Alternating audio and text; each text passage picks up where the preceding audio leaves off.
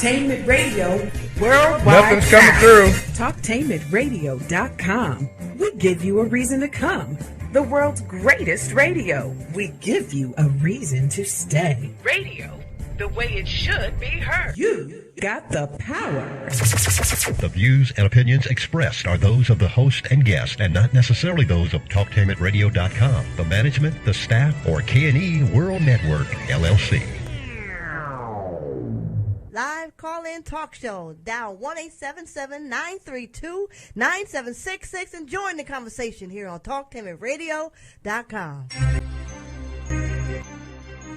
This is the Compensatory Concept with Mr. Neely Fuller, heard exclusively on TalkTainmentRadio.com, the world's greatest radio. Radio, the way it should be heard. And now, Mr. Neely Fuller. If you do not understand white supremacy, which is racism, what it is and how it works, everything else that you understand will only confuse you. Only confuse you. Only confuse. Hello there, and welcome to TalkTainmentRadio.com, the world's greatest radio, where you are now in touch with the Compensatory Concept with Mr. Neely Fuller Jr. I am your co-host, Mr. Bobby, and this is radio the way it should be heard. Have a tremendous show planned for you. We're going to be taking calls and reading Gmails. Personally, you don't have to do this, but personally, I would prefer that you wait until we give the subject or whatever we're going to do before you call in, but many people just ignore that, and then we have to put you on hold, and then you have to wait. We want you to call in, but give us a chance to get set up before you do that. We're going to be speaking with Mr. Neely Fuller Jr. He is live on the line from Washington, D.C., and I'll tell you what I'm going to do. I don't want to do what I'm getting ready to do, but I'm going to do this right now, and then hopefully I'll have a chance to go back to my opening. Mr. Fuller, first of all, how are you? I'm still learning. Okay, good. You're still learning, loud and clear. Okay, let me take this phone call and then get this out the way, and then I can go ahead on. Okay, caller, since you called in, go ahead and what's your question for Mr. Fuller? Okay, caller has, hung up, okay. Listen, we are in the process of upgrading the equipment here and still working out some technical issues with the equipment. So you'll have to bear with us. That's what I was informed of this morning. So these things happen when you're trying to do that. But I do appreciate the fact that many of you contacted me, and then I put out notices on Facebook on both of my sites to let people know what was going on. But I did get a lot of Gmails. A lot of people blame me for Mr. Fuller not being on, so I entitled the show Fuller Response. And Mr. Fuller, this is from the Gmail line, and I'm going to read it just as it is. It says here, and all we're trying to do is get your response. And I already told the people that you're going to respond in the only way that we should respond to anything, in a counter-racist codified way. Here it goes. This comes from Mordecai. Mordecai, I said I would read it, and here it is. It says, Bobby, where the hell is Dr. Fuller? Whose ass do I have to kick to get them back online? How much money do you broke behinds need? Then the fact that you don't notify us that we will be missing 2 consecutive weeks is totally disrespectful. We need answers as soon as possible. Then he used a expletive that I'm not allowed to use on the air. And then at the end he said, please, Mr. Fuller, all we're asking is your response to that. Well, he said what he said. That I have to go according to the code. And so that's what he chose to say. So whatever the response is to whomever he's addressing it to can respond in a codified, constructive manner. The whole idea behind any conversation is to do everything in the most constructive manner, have all questions. Everything is about questions and answers, because I've said repeatedly on this program and others, and in the textbook itself, that all problems are solved through the process of questions and answers. So if a question is raised about anything, if there's a technical problem with the studio, with the broadcast or something, or if there's a personnel problem, whatever the problem is, what is the problem? And what is causing the problem? And why isn't the problem being addressed? Whom has the duty to address the problem, to solve the problem? And so I guess that's the question. Okay. It seems like there were some questions asked. Mm-hmm. So whomever they're directed to, and nothing was directed to me, so I'm not in position to answer that question. That's correct. About why I was not on the air. Correct. So that that's the way that works. That's the protocol. Correct. That's the codified manner. Mm-hmm. So if I was asked any question, like I'm going to be asked questions on today, I'm asked questions all the time. I just answer them in the codified manner, which is supposed to always produce a constructive result. Yes. If it doesn't do that, if it doesn't produce a constructive result, that's the bottom line. That's correct. Everything should be about constructive results. Mm-hmm. Okay.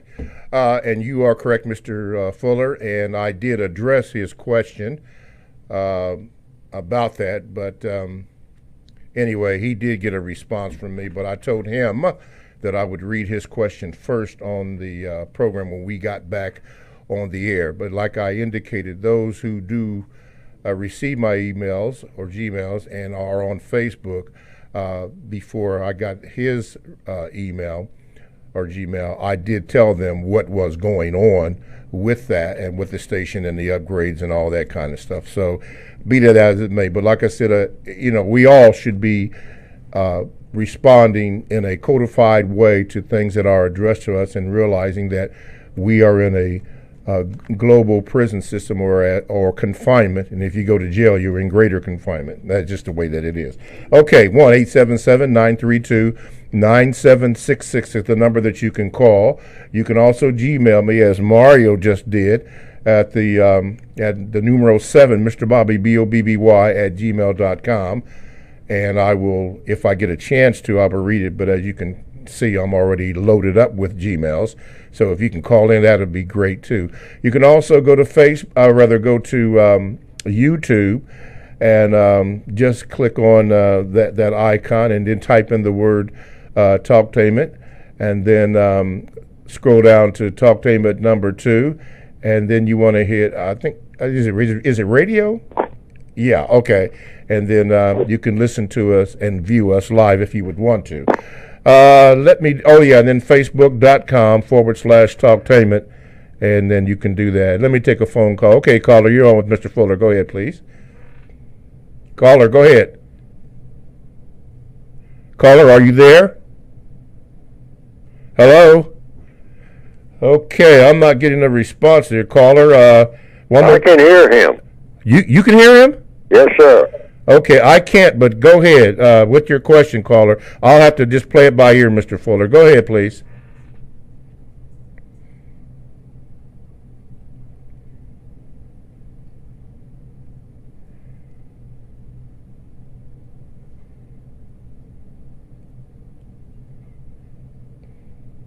Yes, that's very possible. Yes, knowledge is power. I mean, that's just, self-evident, you might say. People that know something are much more powerful than people that don't know that something, depending on what the circumstances are.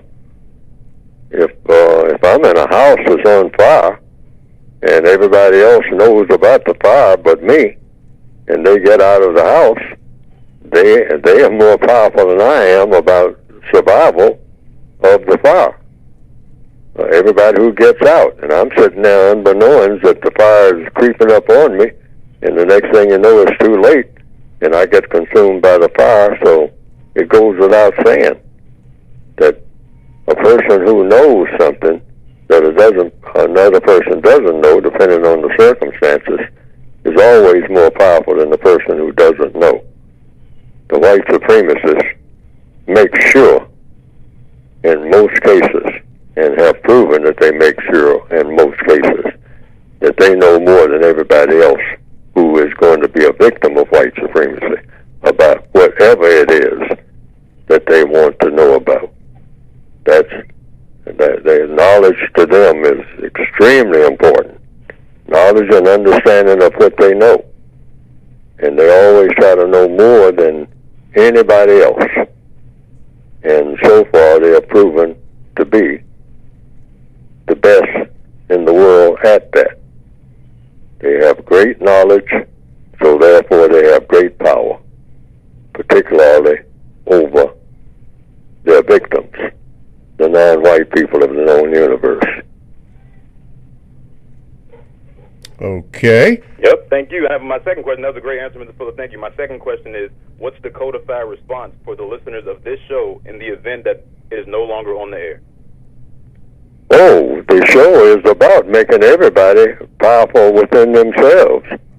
And that's what I've written the books for, the printed word, as a sort of, you might say, a jump-off guide. The textbook for victims of white supremacy. That's a basic guide, but that doesn't tell everybody everything, because I don't know everything. If I knew everything, we wouldn't be having this conversation, because the problem would have been solved, particularly of racism. But I'm saying that I'm just laying out a codified pattern for everyone to follow and build on and go forward.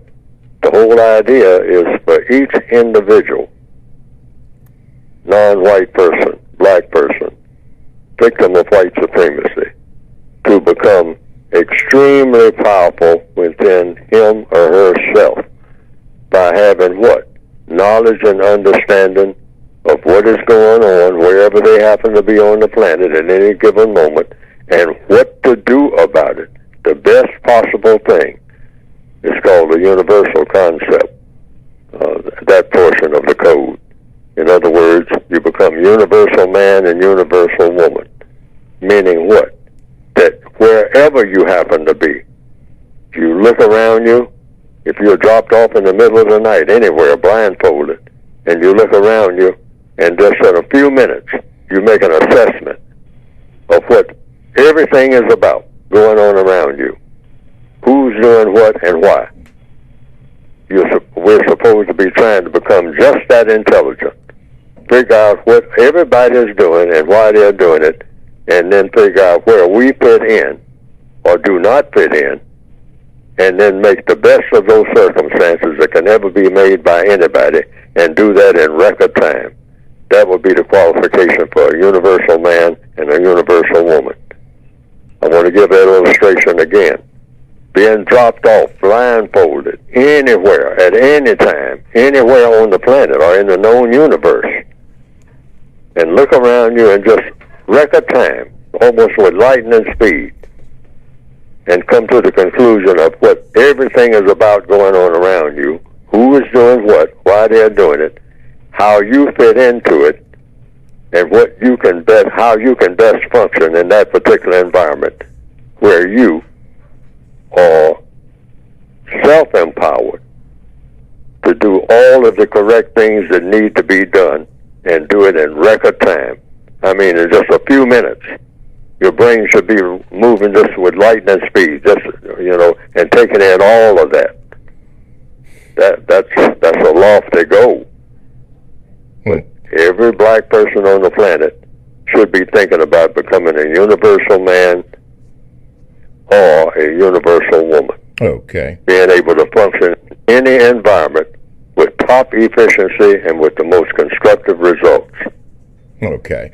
Let me say this to the callers and to the technical people back there. I just received this email from those that listen. He said that we can hear both of you and Mr. Fuller. Is it possible for Mr. Fuller to repeat the question before answering? So whatever this brother that had called had said, they didn't hear that. They heard Mr. Fuller's response, but they didn't hear that. So again, we are really working on these technical issues to try to get all this stuff solved. It's really complicated, but that's what happens when you're trying to do what you're trying to do, or what we're trying to attempt to do.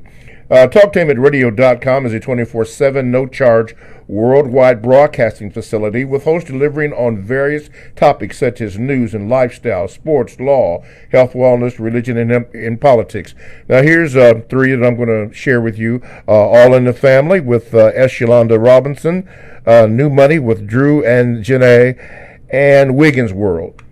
He deals with health issues or health concerns. All these shows are on Talktainment Radio, and you can only access them through them. And what you should do is go to the TalkTainmentRadio.com homepage, click on programs, give them a sample, see if you like them or not. It's all up to you. But you have to go there in order to do that. And while you're doing that, think in a compensatory way. TSA, think, speak, and then act. Anyway, go to TalkTainmentRadio.com, and you're able to get these programs. And this is from radio, the way it should be heard. My name is Mr. Bobby, the co-host on the Compensatory Concept with Neely Fuller Jr., working through our technical issues there. Hopefully we can be. We are entitling today's program Fuller Responds. And you got to keep in mind that he's going to only respond in a codified, counter-racist way. That's important.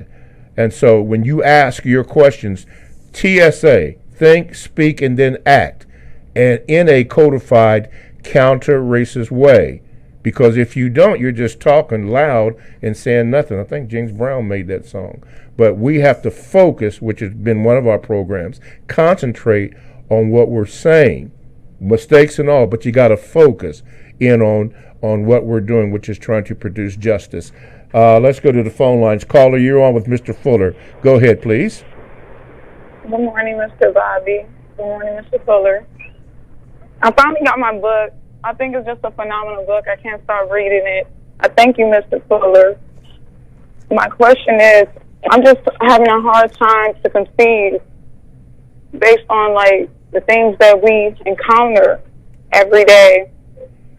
I'm trying to figure out, is there any advantages that we have that we can influence those who don't believe in the system of white supremacy? Is there any advantage that we have towards those who do believe in the system, where we can influence people to get on code?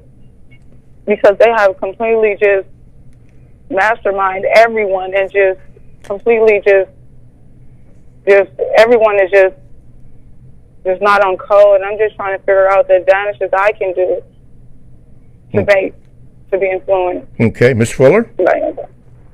Everything should be about problem solving. So the codified approach is when you're contacting anyone and the person is saying that he or she has a problem, first thing you want to know is, what is the problem? Most people say that they have problems. So you just listen. And then you come up with a solution to the problem by thinking about what the person is saying. What's the best thing that can be done under these prison conditions about the problem that the person is talking about? You don't have to tell the person about getting on code or anything like that. You just simply find out what is it a person wants to do. Page 171 of the textbook covers that. I always go back to that because questions like the ones that you're asking have repeatedly come up. And people have said, how do you get people on code? I mean, black people are just kind of spaced out, and if you start talking about code and racism and all like that, they don't want to hear all of that. Well, there's one thing that everybody wants to hear, and they want to hear about whomever or whatever will satisfy their wants. Now, that applies to everybody, every minute of the day, everywhere on the planet, 24/7. There are no exceptions to that. That includes even babies. I mean, 1-year-old babies, they want to walk across the room They want that toy that they see, or that object that looks like it's something that they can pick up. They want to be breastfed. Every creature, not just people, but every creature wants something. So on page 171 of the basic textbook, you have the four wants, or the four-way to handle, that WANTS. That's in the revised expanded edition. The revised expanded edition of the textbook. And that is, what do you want to do? Or what do you want me to do? Why do you want to do it? How do you plan to do it? And the fourth question, what do you expect the constructive result to be? Whenever there's any kind of frustration when you're having a conversation with someone, you can just stop everything and go to those four questions. And the answers to those four questions will take everybody right where they ought to be.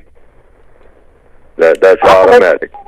I have a second question. That's why that's a part of the code. And whenever you get frustrated in a conversation or whatnot, just back off and say, okay, what do you want to do? Or it might be something that the person wants you to do. So you say, what do you want me to do? Why do you want me to do it? How do you plan for me to do it? Evidently, if you want me to do it, you've got some kind of idea or some type of plan about how I'm going to go about doing this thing that you want me to do. And what do you expect the constructive result to be? And this applies to every person on the planet 24 hours a day. If they're awake and conversing with someone, those four wants will take everybody right on what you might call the same page. You'll be on the same page and right in the same sentence on that page, the same paragraph. I mean, that's what you call if you compare it to taking pictures, that's that zoom effect, where you don't have any confusion. There's no wiggle room there. Because everybody wants to do something. Okay. The people calling in on this program, and me, I want to answer the questions. That's my want. Neely Fuller, I want to answer the questions that people are calling and asking me about. See, that's a want. Okay. WANT. Every creature wants something. Every bird wants something. The bird wants to go from this tree to the other tree. The bird wants to go over by the water or down near the ocean or something like that. That's why the bird wants to do that. Why? Because you see the bird doing it. The bird is on its own. Okay. What's your second question, dear? Yes, my second question, as I was reading the compensatory code book, I ran across the section where you refer to white supremacy as being smart. And I understand that the term of smart, of them being smart, but I'm trying to wrap my head around of how they're being smart, even based on their logic of getting things done, universal law, as you had explained a couple weeks ago, of the term just being smart as they are, because how they have taken control of the minds of the people globally. I mean, they also murder men, women, and children, and is that something to label them as being smart? I'm just trying to get a better understanding of that term, and is referred to them as they, continue to go through their whole system of white supremacy in the way that they do in order to maintain it, of them slaughtering these men, women, and children throughout years in order to gain control. Is that considered logical in a way to refer to them as being smart? Because, like, the black man is incapable of killing men, women, and children just for power. And we are two different nature of people. And to refer to them as such, I'm just trying to just get an understanding of that, Mr. Fuller. And thank you so much. All righty. Thank you, caller. Mr. Fuller? Okay. Let's get focused now. The word smart. That's really what we're talking about here. What is meant by the term smart? That's one word, smart. How is a person smart? Now, according to compensatory logic, smart just means one thing: being able to do what you want to do, when you want to do it, and how you want to do it, and nobody knows how to stop you if they want to stop you. That's smart. Being able to do what you want to do. Getting back to that word want again. You got two words there: smart and want. They're kind of linked. Those two words are kind of linked. You have a want, so how do you satisfy that want? By being smart. Smart enough to do what? To satisfy the want. So that's what smart means. Smart doesn't mean good. It doesn't mean wise. It just means you do what you want to do. And anybody who says, look, I don't like what you're doing, and you say, well, I don't care what you don't like. I can outsmart you enough to keep you from stopping me from doing what I want to do. Now, how about that? And that's what the white supremacists say to the whole world. I'm smart enough to do what I want to do, and you're not smart enough to stop me. That includes if I am mistreating you.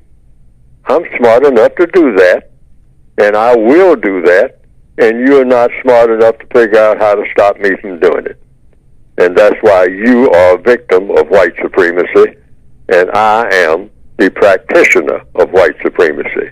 Black person, I can do what I want to with you, and you can't do anything about me because you're not smart enough. That's why. And that's what the white supremacists say to the whole black world. And so far, they are proven to be telling the truth. That's smart. Mm-hmm. That's not wise. That's not good. That's not holy or any of these other words. But that's smart. Being able to do what you want to do, when you want to do it, how you want to do it,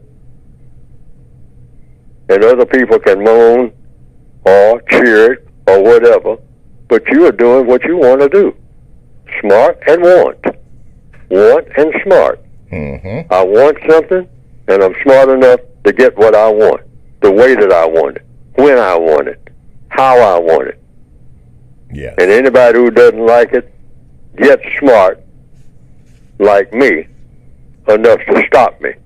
But so far, you haven't done it, Okay. black folks. That's what the white supremacists say to the whole black world. Okay. You're not smart. You are dumb people. You're not smart enough to outsmart me. You don't have the brain power. You just run around in circles complaining all the time about me, but you're not smart enough to do anything about it. It's called white supremacy. White supremacy. Okay. Anyway, he asked this, Mr. Fuller. He says this. This is his third of three questions. He said, sometimes non-whites' views on who needs the most help differs. In other words, prisoners may feel that they have been most adversely affected by the prison master. Mr. Fuller, how should these differences of opinions be settled to achieve the most constructive result? What differences? That explain what differences, what?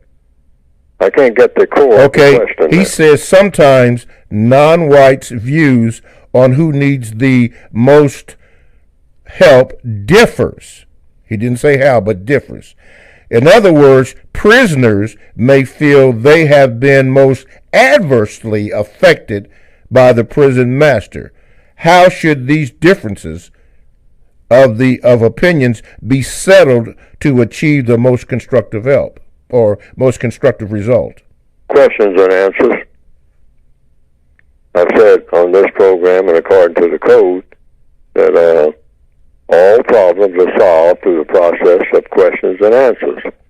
So you ask, if it's 10 people who are present, you just ask all 10 of the people, what help do they need?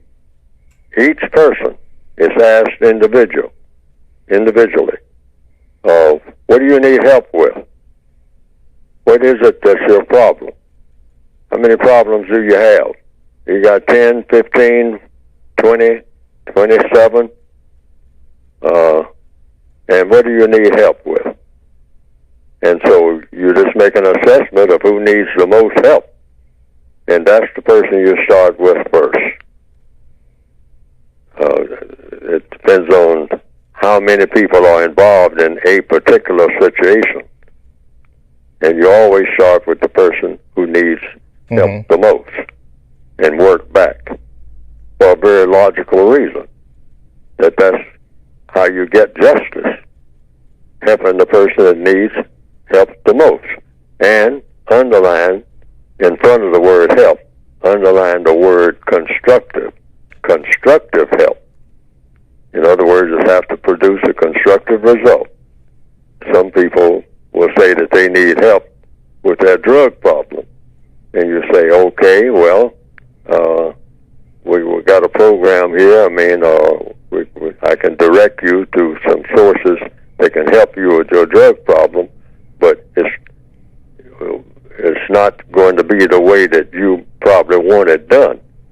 But if it's going to be constructive help, because the person who has the drug problem may say, you can solve my drug problem by giving me more drugs of the same type that has made the problem in the first place. And so you say, well, that's not the solution to the problem, because you're just asking to be poisoned even more than you're already poisoned. So we're trying to get you away from that, and that would be the procedure. So that person, when they say that they need help the most, you may not get that help in the form that you think you ought to be getting it, because it can be explained to you why that won't work. And constructive activity always is about what works. The best possible thing that will work and get the most constructive results. How do you know what works? By the constructive result. That's what. If it doesn't produce a constructive result, you know it's not working. That's in anything, whether it's drugs or an electrical problem. Constructive results. Do this, do that, A, B, C, D, and the result will be that the problem is solved. Exactly. Okay. Let's see. Before we go and speak about your book, let me take this phone call quickly. Okay, caller, you're on with Mr. Fuller. What is your question? Hi, Mr. Fuller. Can you hear me? I can hear you. Hey, hi. I have a question of something I read from your book. You said something like America is not American. How can you explain that? I want to understand a little bit more about that. It said that America is not what? America is not American because they do not produce justice. Oh, America is a concept, like Africa is a concept, like Asia is a concept. And what is the concept? What's the Asian concept? What is the African concept? What is the American concept? That's the questions.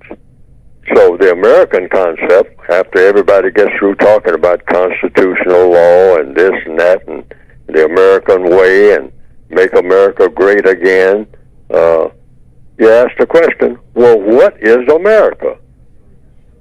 That's the core question, see, because compensatory codification is about getting to the core of everything. Everything that is in the universe has a core. So you get to the core, and then you get a better understanding of what everything else is about. So the core question is, what is America? You say a football player is an all-American. Well, what do you mean by all-American? Well, if a football player is an all-American, what is the person who's just plain American, or whatever you want to call it, whatever word you want to put in front of it, America? So that's the question. What makes an American an American? I mean, after you get through talking about it for 40 days and 40 nights, using the best brain power you have, everybody gets together, all of the super brains in the world get together and say, we're going to talk about for the next 40 days and the next 40 nights, nonstop, exactly what makes an American an American. We're going to get that clear once and for all, so people are not all over the place. Suppose somebody did that. And according to what I came up with, after I think that everybody would do it for 1,000 days and 1,000 nights, all of the people who say that, hey, I know America up and down and backwards and forwards and all like that, and I know all about America, I know the history of it, et cetera, okay. But you answer the question, the core question, getting to the core, what is America? So, I came up with an America is a concept that means what? It means Americans. You're talking about people. You're not talking about a mountain. You're talking about, like the song says, purple mountains, waves of grain. You have waves of grain in the Ukraine. I mean, you grow food almost anywhere. Say, this is American food. No. An American is a person. Get that straight. When you say American, you're talking about a person. An America. Not a place. It's a person. A person that does what? Because once you say that a person is a person, the person does something that qualifies him or her to be an American. So the logical definition for America and or an American is a person that practices justice. Now, any person that doesn't practice justice is not an American. And that's why in the textbook, I say Americans don't exist. Now, where's the logic there?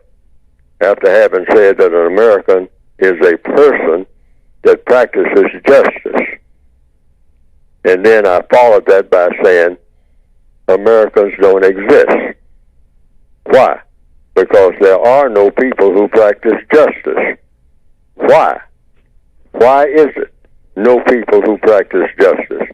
Because it's impossible to practice justice in a system of white supremacy. Those two don't go together at all. And if you're in a system of white supremacy, and once you have concluded that the white supremacist system is the only system on what we call the planet Earth, then it's impossible for anybody in that system to practice justice, which means, logically speaking, it's impossible to be an American or an African, because the word African means the same thing as the word American. Okay. A person that practices justice. Asian, the same thing. Okay. They don't exist. Okay. Mr. Fuller, I have to cut that right at this point because we are way over where we're supposed to be at. I have to do this. TalkToHim@radio.com. We go where you go. Download the TalkToHim@radio.com app to your cell or to your tablet. That's radio the way it should be heard. My name is Mr. Bobby, the co-host on the compensatory concept with Mr. Fuller. Our subject today is Fuller Responds, but it is at this time, which I am way late for, that we have Mr. Fuller talk about his book. Mr. Fuller, go ahead, please. You can get the book by going to producejustice.com. That's producejustice.com. The Word Guide hasn't been available for about a month now, and it's back up now. So all the Word Guide, that's in addition to the basic book, and also the original book, are back up on that website, producejustice.com. I have been told. I haven't seen it myself, but I've been told it has been up for about a week now. So you can go to producejustice.com, and you can get the basic textbook and the Word Guide, which which shows you, like we just mentioned now, a word. What does the word America mean? That's in there. That's in the word guide, which is the addition to the basic book, and also the word African, the word Asian, what these words really mean, and what they should mean, if they mean anything at all. They have to mean that. See, so that's explained in the book. And these are things that you can talk about to people when the word America is used. People are getting incensed and getting controversial about what? A phrase where the word America is being used recently in the last year or two, and that is make America great again. And a lot of people take offense to that. And other people say, well, what does that mean? That's a question. And other people say, well, I know what it means, even if you don't. But what it means is, and the only thing it really could mean, if it's going to mean anything at all of constructive value, is, in my opinion, and in the opinion of logic, which is what I try to base everything on, an American is a person that practices justice. So, when does justice ever practice? That's in the book. That's discussed and whatnot. And it's never been in recorded history, because it's never been in recorded history that nobody is mistreated and that everybody who needed help got it. Constructive help.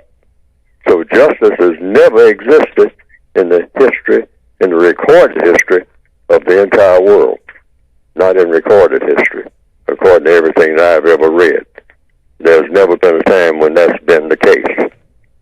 So that's something that everybody should be working on, to establish something called America, to establish something called Africa, to establish something called Asia. And this is explained from the standpoint of logic, because everything in the codification, everything in these textbooks are supposed to be based on logic, where it's argument proof. In other words, you can have a conversation, but it's not going to be an argument once you speak out of this book. No, shouldn't be any arguments at all, because everything about logic is exact. It's razor sharp exact, and that's what I try to write in the textbook for victims of white supremacy.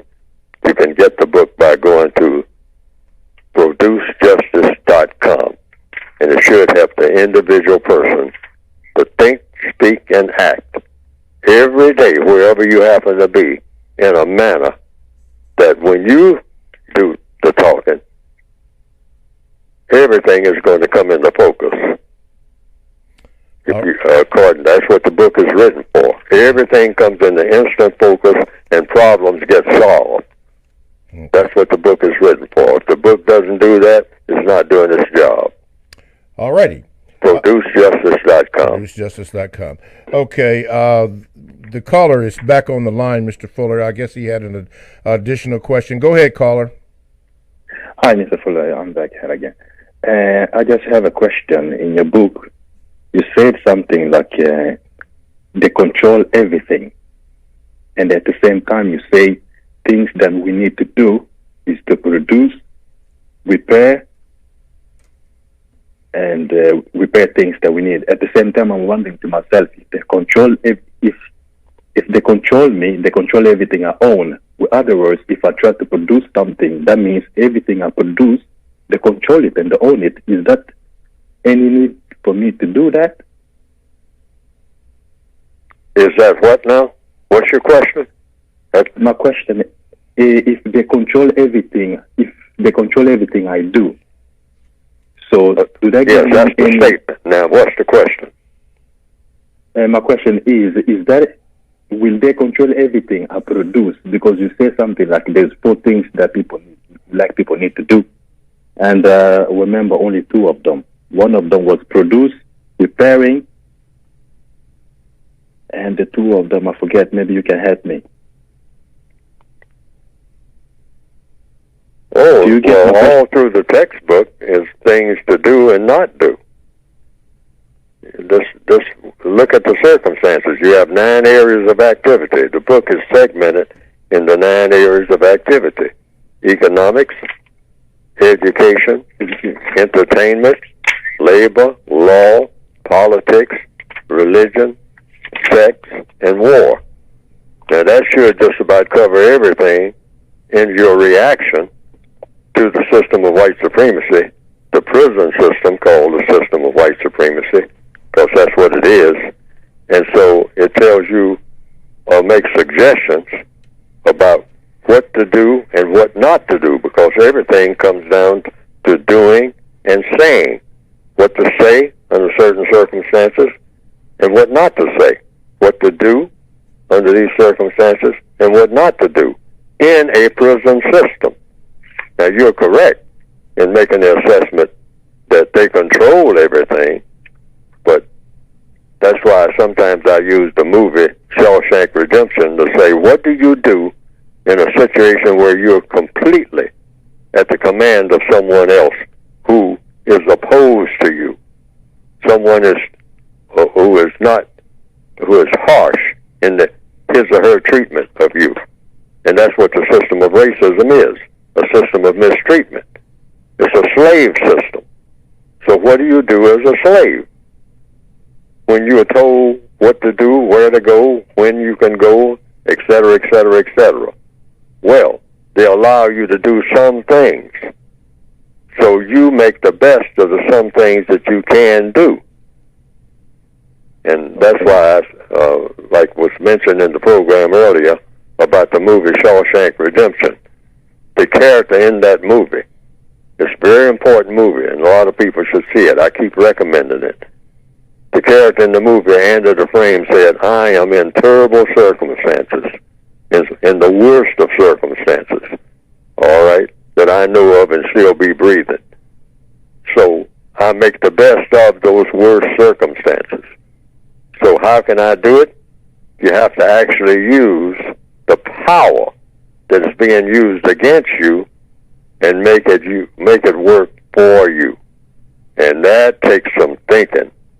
Because that's exactly what Under the Frame did. If you ever see that movie, look at that movie.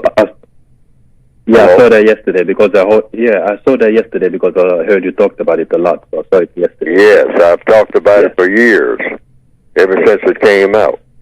Someone kept telling me to see it.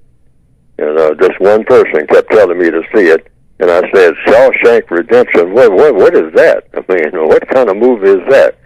And it's a prison movie. I say, oh, well, when you've seen one prison movie, you've seen them all. That's how I kind of brushed it off. But when I saw that one, it's loaded with lessons about systems. That's what it's about. And how you work in a system against a system that's working against you. Yes. That's basically what that movie is about. Yes. How you can do it. And it gives little hints. And you just spread these hints. And so the textbook for victims of racism has that same flavor, you might say. How do you work against a system when you're in the system and completely subject to the system, and the system is opposed to you, opposed to your betterment in every way that you can name? But you look around and you see, like in any system, all systems have flaws. You find where the flaws are, where the contradictions are. And every system that is poisonous has a contradiction. Okay. The system of white supremacy is loaded with them. All righty. Mansoor and Justice Soldier, I think your questions, they're coming up next. Anita Taylor and Gigi are also on the line. I don't know if we will get to them, but we will make every attempt to, along with your phone calls. That concludes the first hour of the Compensatory Concept with Mr. Neely Fuller Jr. And TalkTameAtRadio.com, the world's greatest radio, and radio the way it should be heard. Stick and stay. Don't go away. Stay tuned for the second hour of the Compensatory Concept on TalkTameAtRadio.com.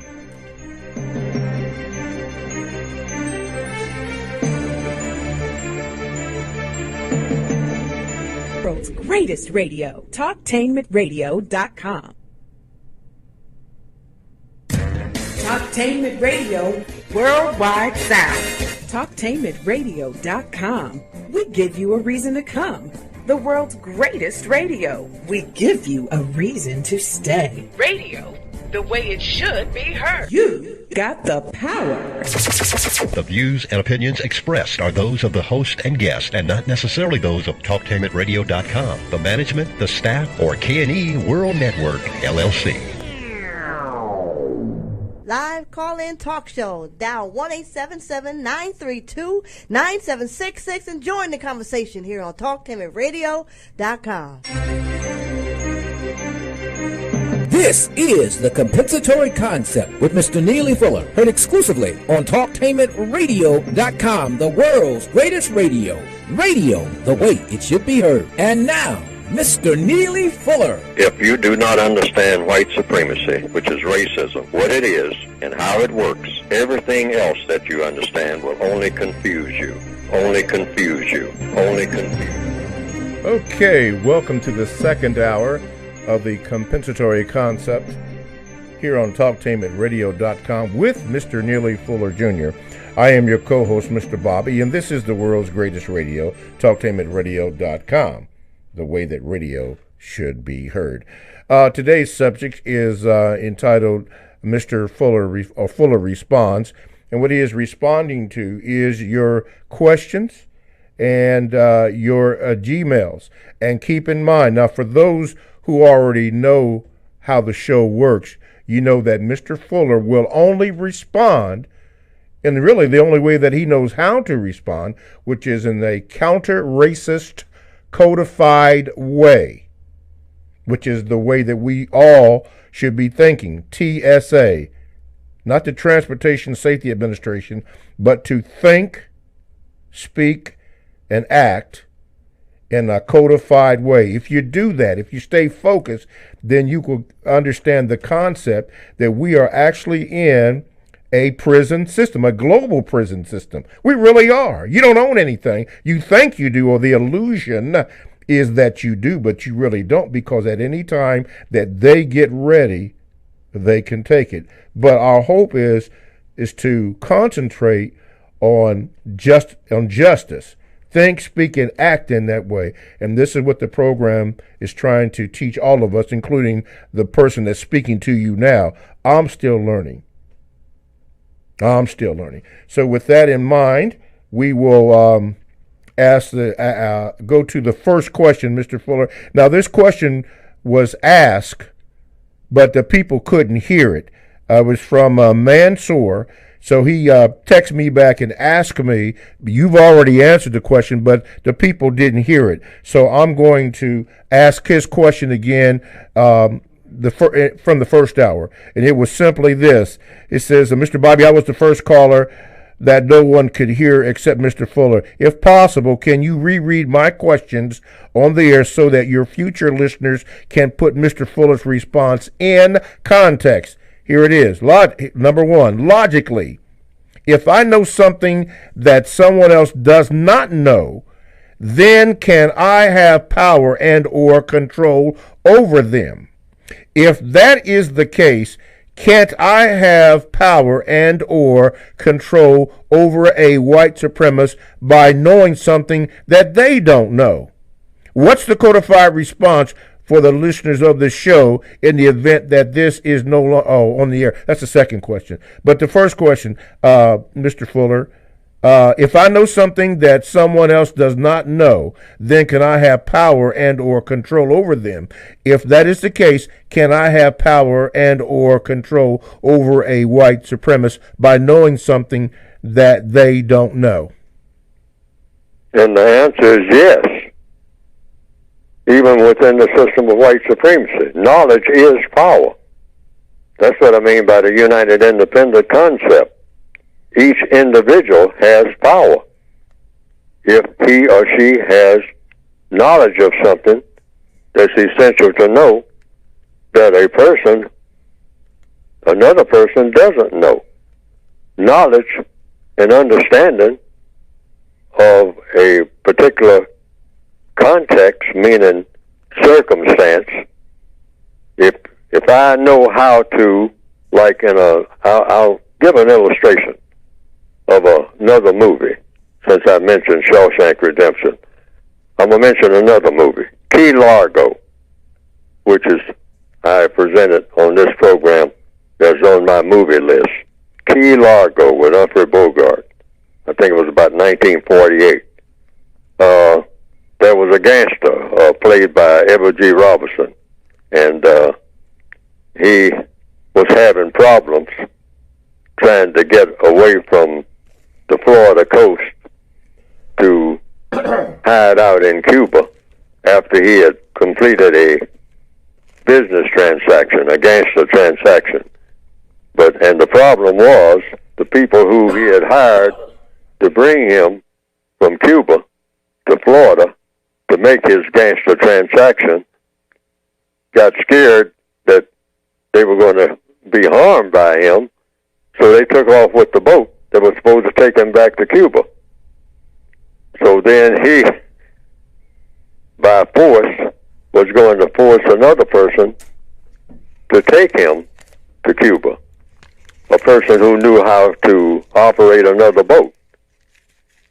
So he was confronting the person who was going to drive the boat. And he said, now, you don't want to take me where I want to go, but I got a guy here working for me, and he can beat you up and break your arms and whatnot, or do things to you that'll make you take me where I want to go. And he'll kill you, because he's pretty good at killing. That's why I hired him. He's a hired hit man. All right? So you will do it. And he say, yeah, but he won't kill me. Now, this is the response of the character in the movie, played by Humphrey Bogart. He said, well, I'll tell you what. There's several of you all who want to get back to Cuba. And the only way you can get back now is that if I take you there on the boat that I know how to operate, because none of you know how to operate that boat. That's what I mean by knowledge is power. If you see that scene in that movie, that's an easy way to learn that lesson. Here, these big-time gangsters know everything except what? How to operate a boat. Yes. All right. So they were stuck with a guy who they didn't want to take with them and didn't want to have anything to do with him except to leave him behind. But they couldn't go anywhere without him. They didn't have the power, did they? They didn't have the power. And what is it? Knowledge is power. Mm-hmm. They didn't know how to operate that boat. Even when they got on the boat, one of them came up, called himself trying to read the instruments. He didn't know one instrument from another. And the guy operating the boat, Humphrey Bogart, played the part of Major McLeod. I think he had been an ex-soldier. But he said his first sweetheart was a boat. So he learned all about boats. Mm-hmm. But he knew that when this guy looked at the compass, the guy didn't even know what the compass was doing. Mm-hmm. Mm-hmm. All right? Now, that's a fit situation that I'm talking about. Yes, knowledge is power. Yes, sir. That's why the code says every black person, don't turn down knowledge of any kind. You never know when you can use it. Amen. Anybody who wants to teach you how to do something, how to operate a forklift or whatnot, be willing to learn. Be willing to learn anything that you think you might can use in the future of constructive value. Because it might just turn out, like in a flood or something like that, you're the only one who knows how to operate that rubber raft, knows how to paddle a canoe or something. Mm-hmm. So all of a sudden you become very important. All of a sudden, yes. When nobody thought you were important at all. But you are the person who can get them out of there. Okay. Because you know how to operate that boat. All righty. And they don't. Okay, now, here's the second part of the question. Again, this was answered in the first hour, but some people didn't hear that. Here's the second part of his question. He says, Mr. Fuller, what's the codified response for the listeners of this show in the event that it is no longer on the air? Oh, because that's the way it's supposed to be. The codified response is nobody is telling you anything about anything. That's why I say, I call it the United Independent Code, meaning you are united maybe with other people in where you intend, what you intend to do, but you are, quote, unquote, independent and are an individual. I could have used the word individual, but I chose the word independent because you're supposed to be in the process always of trying to be a universal person, meaning what? You can function anywhere in the universe. You don't look around for anybody else. You look at a situation that you are in, like Andy Dufresne in Shawshank Redemption. You are alone. Every black person on the planet should look at him or herself and look around at this great big world that you are born in and say, I am alone. I am alone. I don't have any buddies. See, we got this thing about we got some mysterious buddies somewhere that can save us. We got to get out of that mentality altogether. That there's somebody who's going to come, some miracle person. You see that in a lot of movies and a lot of novels and whatnot. You see that in the white world where they send that message. That's one of the first things that you're taught in many schools in the northwestern hemisphere. You're taught about the Savior that's going to come at the last minute. Superman, Batman, somebody who's going to come and pull you out of your situation at the last minute because you're unable to do it yourself. And we are taught that type of thing at an early age. Particularly females are taught that. Someday my prince will come. Take me away from all of this misery. All I have to do is just get cute and paint myself up and sit by the window and look at that winding road leading to my house. And someday I'm going to look up, and in that sunshine, as the sun rises behind him, that night, that white night, is going to come and save me from all of this drudgery that I'm going through and take me away from all of this misery that I'm faced with. Someday, and males and females are taught that. And black males here in 2019 are being taught that systematically, and being in what you call households raised, with the head of the household, quote unquote, being a female. What has the female been taught? Been taught about the white knight. That's one of the first things you learn in elementary school. So, that's passed on by a black female to a young black male, and the next thing you know, he's printing himself up with his earrings and sitting by the window and waiting for the great white knight to come and save him too. So we've all been affected by that type of mentality. And it's been ramped up, in some of the most recent movies, over and over again. I haven't looked at anything like Spider-Man and all like that, but I think the theme is still there. And so that's been passed on. I hope that answers the question. Okay. And we need to get rid of that and start thinking, hey, mister, you're in Shawshank. You are alone. You are in a death camp. You are in a death camp, and your name is on the list to be exterminated or to be abused endlessly. And you got to figure out on your own how you're going to function. Yes. Because no one is going to come to your rescue ever. All right. And that's what codification is about. Okay. Let's do this. TalkTameAtRadio.com is a 24/7, no-charge, worldwide broadcasting facility with hosts delivering on topics such as news, lifestyle, sports, law, health, wellness, religion, and politics. Now, here's three that I'm going to share with you. A conversation with Don Carina, The Quay Morgan Hill Show, and Stairway to Heaven with Claude.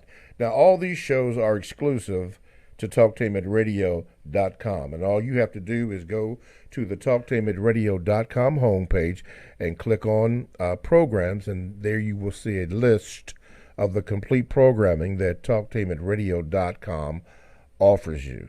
Give it a listen and see what you like or maybe what you don't like, but you're not going to know unless you sample it. All that coming from TalkTameAtRadio.com, radio the way it should be heard. My name is Mr. Bobby. I am the co-host on the Compensatory Concept with Mr. Neely Fuller. If you would like to get in contact with the show, you can by calling 1-877-932-9766, or you can Gmail me at the numeral 7, Mr. Bobby, BOBBY, at gmail.com, and we will try to fit you in. Our subject today is Fuller Responds. We have a boatload, whatever that means. I've often heard that term. We have a lot of Gmails, let's just put it that way, and we're trying to work them in, and we'll do the best we can. This one is from Mrs. Taylor, Mr. Fuller. She said, Mr. Bobby, I'm starting a book club on Mr. Fuller's book. I recall a gentleman, I can't remember his name, that normally calls into the station with questions to Mr. Fuller about his book. Now, I don't know who that could be, but evidently she knows. She said, I would like to get in touch with this gentleman to get some ideas about his book club. I didn't know that the guy had a book club, whoever this guy is. If you mention the information on how I could contact him, I'd appreciate it. Otherwise, I understand and respect his confidentiality if he prefers to contact me first. Please let me know, and thank you very much for any assistance you can provide, Mrs. Taylor. Mr. Taylor, I don't know who that is, but I will keep your Gmail, and whoever this person is that's got this club, I wasn't aware of it, but if he calls in, whoever this is, then I will get you his information so that you two may collaborate. Let me go here. Gigi says this, Mr. Fuller. Mr. Fuller, please check out the experiment and use it to look at the global prison system of white supremacy, racism. I believe the construct is, I'm trying to look and see what she has here. Let's see here. Wait a minute. Okay, look at the global prison system of white supremacy. Okay, evidently there's something out there that... okay, here it is. It says it's called the Sanford Experiment, led by Dr. Zimbrado. Have you ever heard of that, Mr. Fuller, the Sanford Experiment? Never heard of it. Okay, I need to look into that, too, to see what that is. See, if so, look at how racism in the prison system, or all over anyway. I will do that. Thank you, Mario. All these Gmails coming through here. I'll have to check that one out too. Okay, let's get another Gmail here. Okay, here's one. 1-877-932-9766. Okay, this comes from Justice Soldier. Mr. Fuller, have you ever heard of the word of ratification? The word what? Ratification. REIFICATION. I think it's pronounced ratification. Haven't heard of it. Okay, anyway, says I'm still in the process. Hi, Mr. Bobby, Mr. Fuller. I'm still in the process of reading the code book and wanted to point out the following. The process of taking an abstract concept such as countries and behaving as if that abstract concept is real is called ratification, pronounced reification. Ratification is a very important word, and the concept to understand requires thought and study. Examples of ratification include intelligence, race, and even LGBTQ. In fact, hypnosis works by ratification, and this is one of the ways that white supremacy control non-whites. Making a definition of a word, refy a concept, this is what Mr. Fuller has done with his definition of justice and America. And of course, I asked this question, but I asked it again. She says, has Mr. Fuller ever heard of the word ratification? And then she says, keep up the good work, or Justice Soldier said, keep up the good work. So I guess you, by making up a term as you have made up in concerning justice in America, is called ratification, if I'm pronouncing it right. And when you made up that term discussing what you thought America was, a concept, and justice was, what got you into thinking it? Because there was it another word there, or there wasn't a word? What made you focus in on that, Mr. Fuller? What made me focus on it is, what is America for? See, when anybody gives you a word, no matter, like the word you just mentioned, which I can't even pronounce, but not to say anything about spelling it or defining it, because I never heard of it before. But when a person gives you a word, you say, okay, what does the word mean? What does that word you're giving me mean? Because we got to communicate. A word is just a tool for communication. That's all it is, any word. It's a tool to try to get a job done. So if you say America, you're talking about a job that's got to be done, or a job that's in the process of being, all right, or some job that's been completed. Or you're talking about something being done, D-O-N-E, a four-letter word. That's what America is, Africa is, Asia is, gentrification, or whatever. What does it do? What is it supposed to do? How am I supposed to act when I hear the word? And when I say act, that's doing. I'm supposed to do something. So when I hear the word America, okay, well, what does that mean as far as doing something? Well, if you're in America, or if you're going to use the word America, you're talking about doing a job. Okay, what job? The job of practicing justice. That's all you can be talking about. You can't be talking about anything else. You're not talking about liver pills, or you're not talking about a particular blade of grass or a bird. Like you hear people say, American eagle. There's no such thing as an American eagle. Why? Based on logic. How did the eagle become an American? What does the eagle know? An eagle, last time I heard, is a bird of prey. Meaning what? A bird of prey. It picks out small animals, squirrels, rats, and it pounces on them and devours them. Now, well, I wouldn't think that the squirrel could appreciate that, being pounced on by a bird coming down out of the sky. And would you want that to represent you? Say that, hey, when you look at an eagle, Eagle and I got a lot in common. We pounce on things that are helpless, that are just out there, a squirrel out there looking for some nuts to eat, or some peanuts or something, and put them away for the winter. And so I swoop down out of the sky.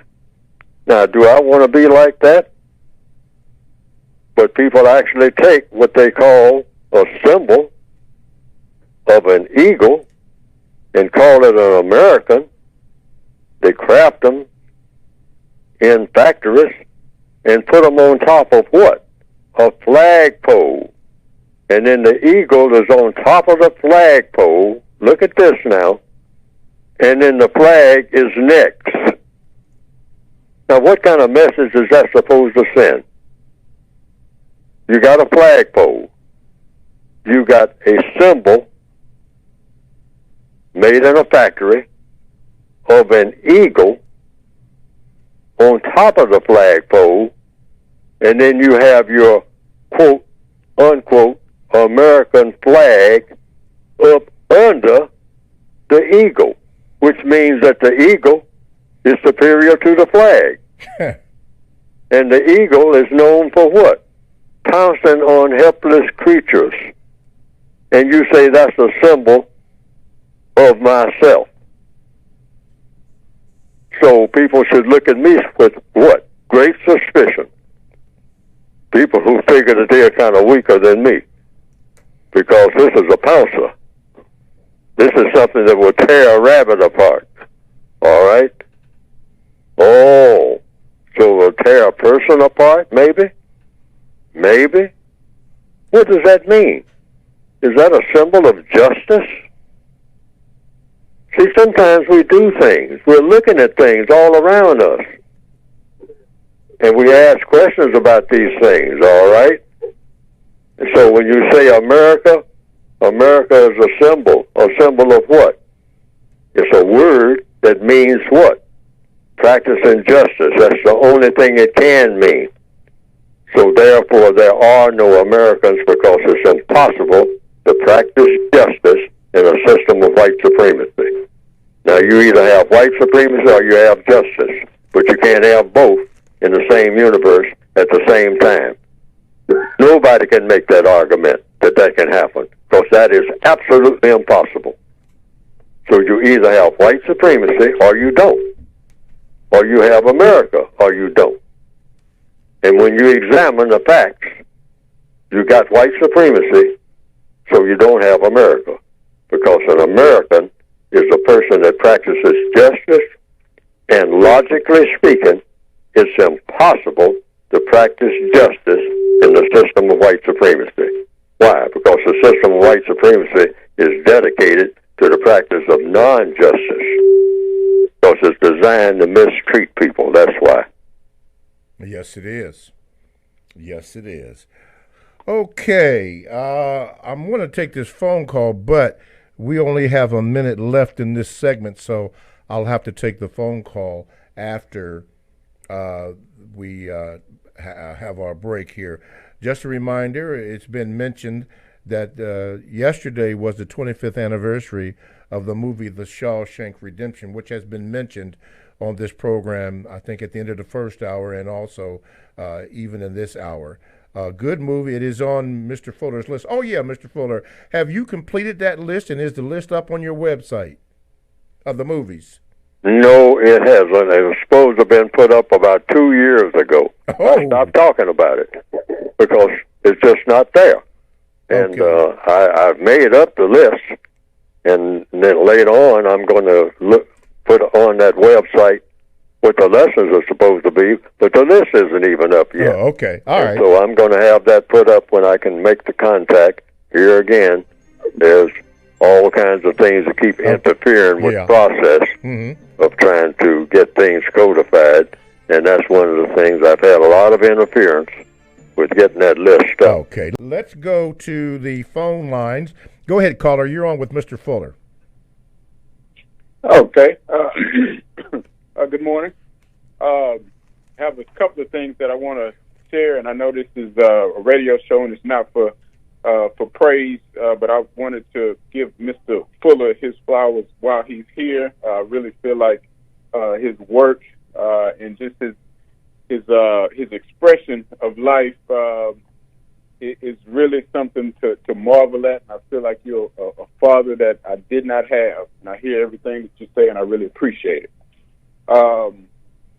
Secondly, I just heard an argument yesterday that I've never heard before when it comes to oppression. And this came from a vegan activist that talked about how,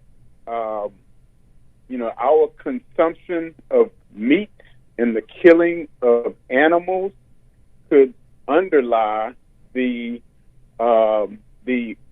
oppression of other humans. So this is not from a white supremacist standpoint. This is kind of a humanistic thing. But the argument was that, because we unnecessarily kill animals and we teach our young to have a lesser value for animals, that can ultimately translate to us oppressing the humans. And I hope that's not too far out there, and I hope it makes sense. But just wanted to get Mr. Fuller's response to that. Okay. Mr. Fuller? Well, it's my opinion that people disturbing the balance between creatures and things, and I think people have done this on the planet throughout history, and that has caused animals to become disturbed in such a manner that many animals start preying on other animals. And so therefore people take their cue from the animals, and then we act like animals because the system of white supremacy is an animalistic type of behavior in the form of creatures preying on other creatures rather than trying to be helpful, trying to be understanding, try to understand the differences and whatnot, and being trying to interact with all other creatures in a manner that produces the most constructive results. So people and creatures got away from sustaining themselves with vegetation and start craving the consumption of flesh. Like lions and tigers and bears, they crave flesh. Of course, bears also like honey, which comes with something that's not flesh, but they are in an environment sometimes when they just have to seek out meat of any kind to consume, like lions, tigers, a lot of the cat family, even small cats, they crave meat. And they crave it because they were in an environment where they became, first of all, cannibalistic. They started feeding off of their own. And people all over the world tend to do that, become very destructive. And under the system of white supremacy, it is even glorified. That's why most of your movies are about what? Killing. Not eating people, but killing them. Mm-hmm. And that's the first step toward eating them. I mean, you kill something and then you eat it, consume it, and try to think that you're taking in the power that the person had when it was alive by eating the dead body, that you assume that power yourself. You become cannibalistic. Mm-hmm. So I think that might have evolved over a period of time among all people who were just spoiling the vegetation of this wonderful planet that we have been given. Just being lazy might have brought it about. I mean, you are just wanting a variety that extended far beyond what you should have. In other words, you got tired of eating watermelon, which is an excellent food, which the white supremacists kind of associate that with black people, and they make fun of it. And if you look at a watermelon, is a watermelon anything to make fun of? They say that black people, you see Sambo sitting on the fence eating watermelon, and they laugh. Watermelon eater, the little Negro sitting on the fence eating a watermelon. Ha, ha, ha, that's funny. Well, what's funny about it? What's incorrect about a watermelon? A watermelon is an excellent fruit, or vegetable, or whatever you want to call it. But it is what it is. And it was created to be consumed. And now the white supremacists, I don't know what, maybe somebody can explain it to me.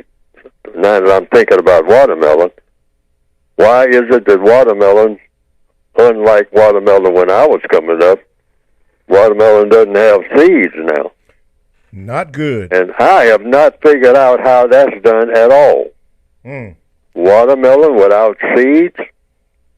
Nobody's, somebody could explain it to me maybe, but I don't think that that's the natural order of things. No, it's not. But the white supremacist doesn't believe in anything being the natural order of things.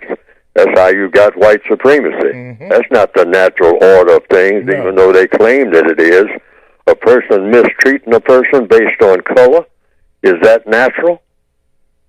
You're going to mistreat a person? I can see you recognize on a person based on color. If the person has purple skin, or if the person is tall or short, you recognize that. You recognize it. Yeah. But how you react to it in a hostile manner, that's invalid. That's not logical. That doesn't make sense. No. But the white supremacist has said to the entire world, if a person has color in his or her skin, that person is eligible to be mistreated. Mistreated for what reason? For your comfort, for your fun, for your glory. Why? Because the person has color in his or her skin. And they institutionalize that all over the world in the form of a thing in a package called the system of white supremacy. And it became the most powerful political and religious government in recorded history of the entire planet called Earth. Yes, sir. And it is an illegitimate government. Illegitimate. Why? Because that's not a constructive and a logical idea at all. To mistreat a whole category of people based on the color of the skin. Got to break it off there, Mr. Fuller. TalkTainMenRadio.com. We go where you go. Download the TalkTainMenRadio.com app to your cell or to your tablet. That's radio the way it should be heard. There you see on the screen a picture of the book, which is what we're going to talk about. Mr. Fuller, you can go to producejustice.com. That's producejustice.com. And what will come up on the screen is a brief description of a textbook addressed to the victims of white supremacy. If you don't consider yourself a victim, either directly or indirectly, in any area of activity of white supremacy, then the book does not apply to you. Because the book starts off with the premise that the world is being dominated by racism in the form of a package called the system of white supremacy. That's a world government, and it's the most powerful government on the planet. And it's addressed to the individual victim. The whole idea of the book itself is to empower the individual victim so that you don't always have to look around and see if you got any friends, because the assumption is you don't have any. You don't have anybody. You're going to have to help yourself, which means what? Help yourself by doing what? By whatever you do each and every day, wherever you happen to be on the planet, if you are a person of color. Because you're reacting to the system of white supremacy, which is a world prison system, and you are in it. And your prison uniform is the color of your skin. So you can't escape it, even though some might try and whatnot. But basically, you can't escape it. If you keep that color, if that color can be recognized, that you have color in your skin, you are a prisoner of war, and you were born in prison. in the prison run by the white supremacists. So the book is addressed to you as an individual, what you can do for yourself each and every day, and for others when you interact with others, and mostly through the process of interaction, meaning questions and answers, because people all day long on the planet are dealing with questions and answers because that's the only way you can solve problems. And racism is the biggest problem on the planet among people of color. So you want to solve that problem by daily knowing what to do and what not to do, what to say and what not to say, and how to get in the mode of thinking that you are supposed to be a problem solver rather than a problem maker, because things just keep getting worse when problems are being made and not being solved. So it's logical that you as an individual person of color would be a problem solver, because you have more problems than anybody, according to all of the literature and all of the reports, official and non-official, et cetera, et cetera. So this textbook is designed to help you as an individual without looking to your left or to your right and seeing what somebody else is doing or saying and relying on that. No, the book is addressed to you as an individual as to what you can do alone as best you possibly can to solve your problems and maybe somebody else's. But you have to start with yourself.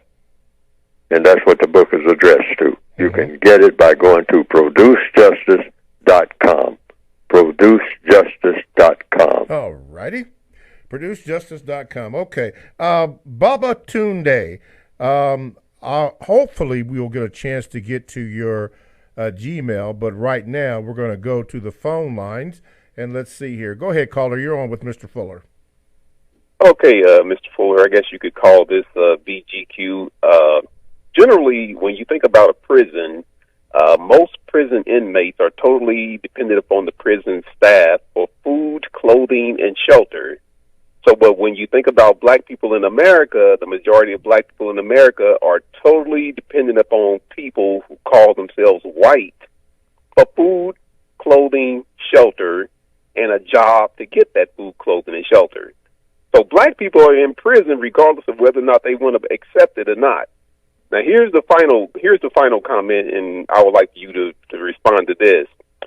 In order for me to pull you into my prison as a prisoner of war, I first have to get you to commit a crime.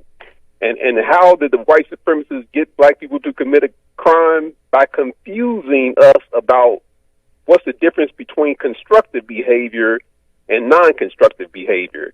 So once I can get you to lean towards non-constructive behavior, then I can take you into my prison as a prisoner of war. So would you agree with that? And I'll hang up and listen. All right. Thank you, caller. Mr. Fuller?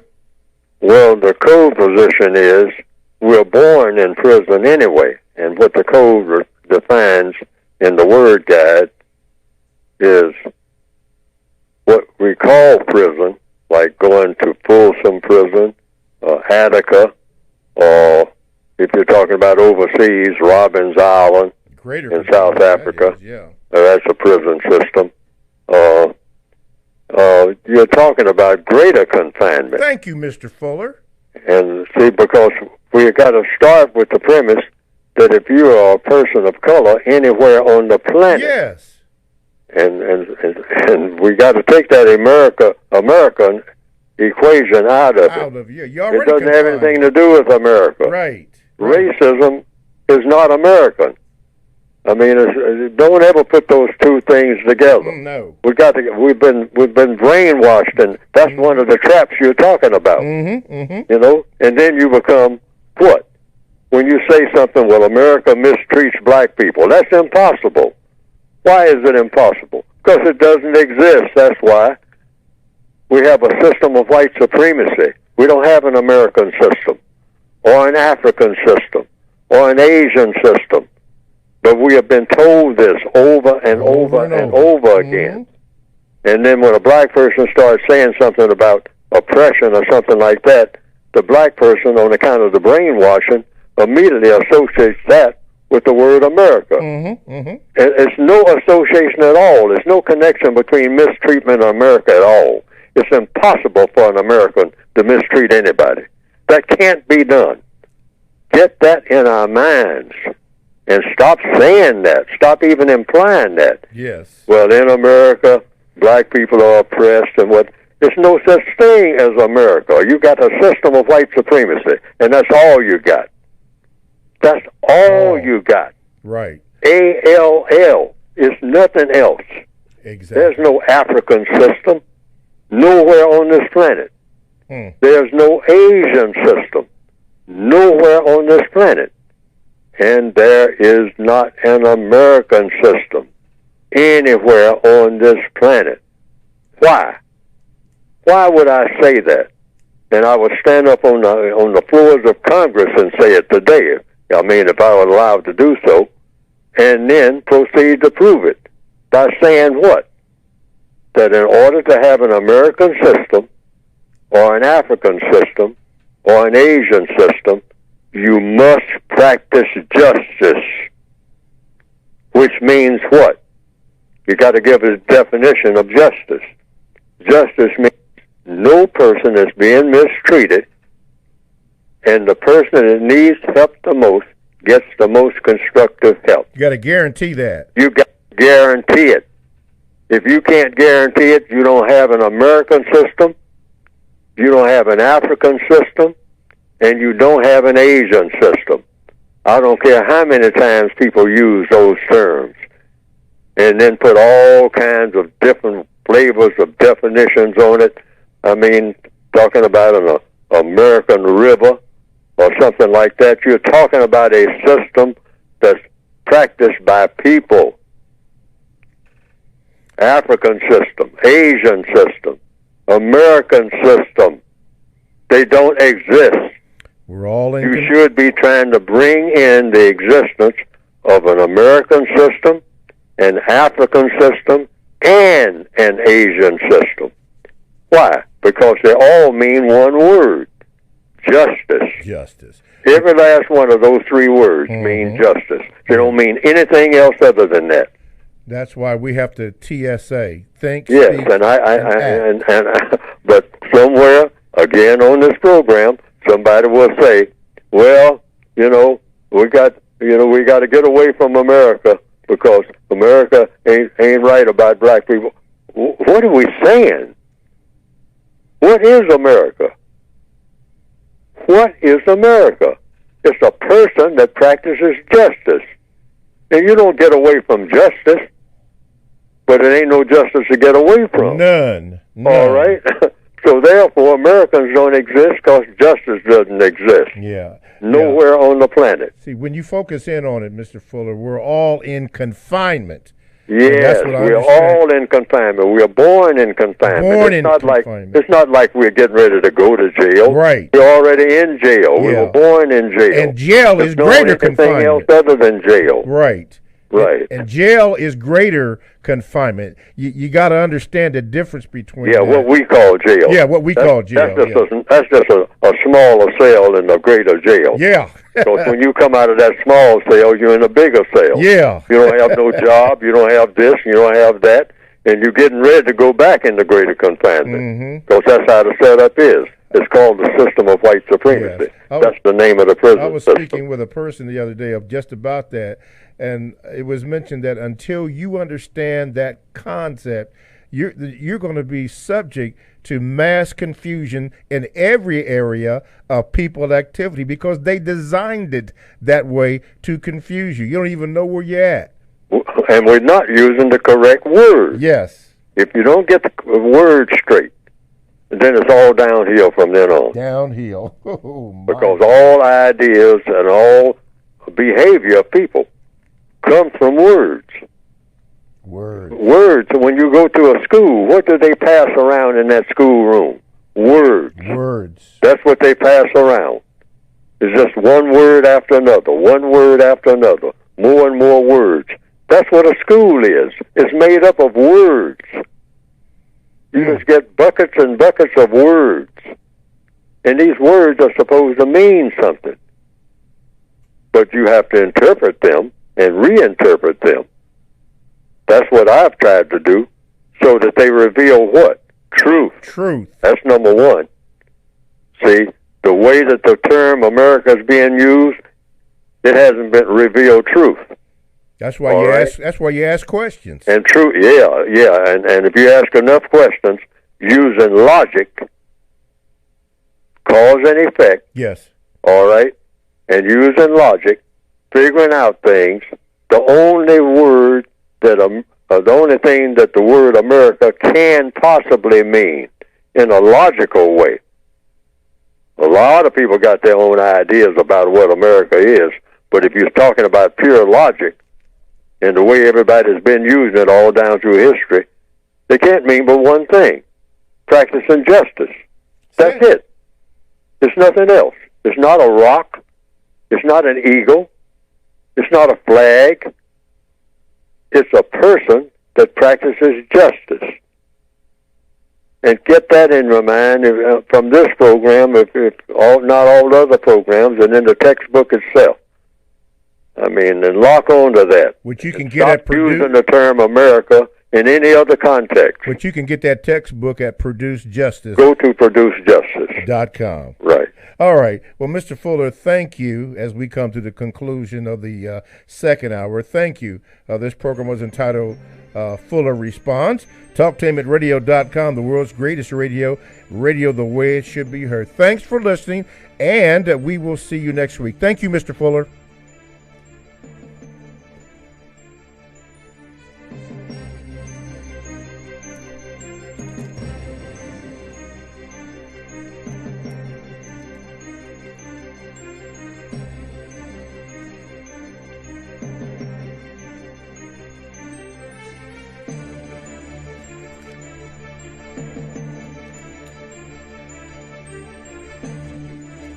Thanks for listening to The Compensatory Concept with Mr. Neely Fuller, heard exclusively on TalkTainmentRadio.com, the world's greatest radio. The most important question in all racial matters is why.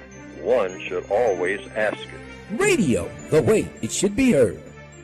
You've got the power, the world's greatest radio, TalkTainmentRadio.com.